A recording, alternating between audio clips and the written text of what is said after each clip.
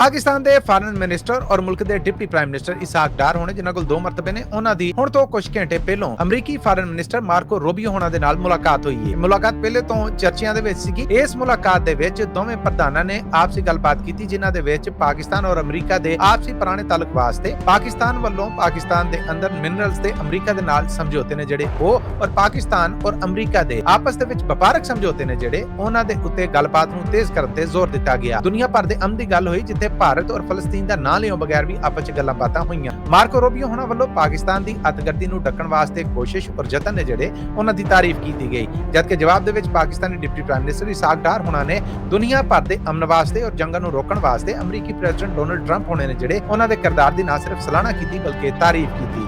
ਇਸ ਤਾਰੀਫ ਦੇ ਵਿੱਚ ਉਹਨਾਂ ਨੇ ਪਾਕਿਸਤਾਨ ਵੱਲੋਂ ਉਹਨਾਂ ਨੂੰ ਨੋਬਲ ਪ੍ਰਾਈਜ਼ ਵਾਸਤੇ ਮਿੱਥੇ ਜਾਣ ਦਾ ਇੱਕ ਮਾਮਲਾ ਜਿਹੜਾ ਉਹਨੂੰ ਫਿਰ ਤੋਂ ਦੁਹਰਾਇਆ।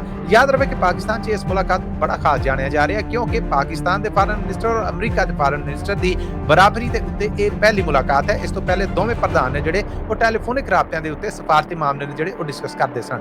ਰੂਬਰੂ ਮੁਲਾਕਾਤਾਂ ਦੇ ਕਿਹਾ ਜਾ ਰਿਹਾ ਕਿ ਆਉਣ ਵਾਲੇ ਦਿਨਾਂ ਦੇ ਵਿੱਚ ਖਿੱਤੇ ਦੇ ਉੱਤੇ ਵੀ ਵੱਡੇ ਅਸਰ ਪੈਣਗੇ ਪਰ ਉਹਦੇ ਲਈ ਕੁਝ ਉਡੀਕ ਰੱਖਣੀ ਪਏਗੀ। ਹੁਣ ਤੋਂ ਕੁਝ ਘੰਟੇ ਪਹਿਲਾਂ ਇਸਾਕ ਡਾਰ ਹੋਣੇ ਔਰ ਮਾਰਕੋ ਰੂਬੀਓ ਹੋਣਾ ਦੀ ਉਹ ਮੁਲਾਕਾਤ ਹੋ ਗਈ ਹੈ ਜਿਹੜੀ ਕਈ ਦਿਨਾਂ ਤੋਂ ਚਰਚੇ 'ਚ ਸੀ।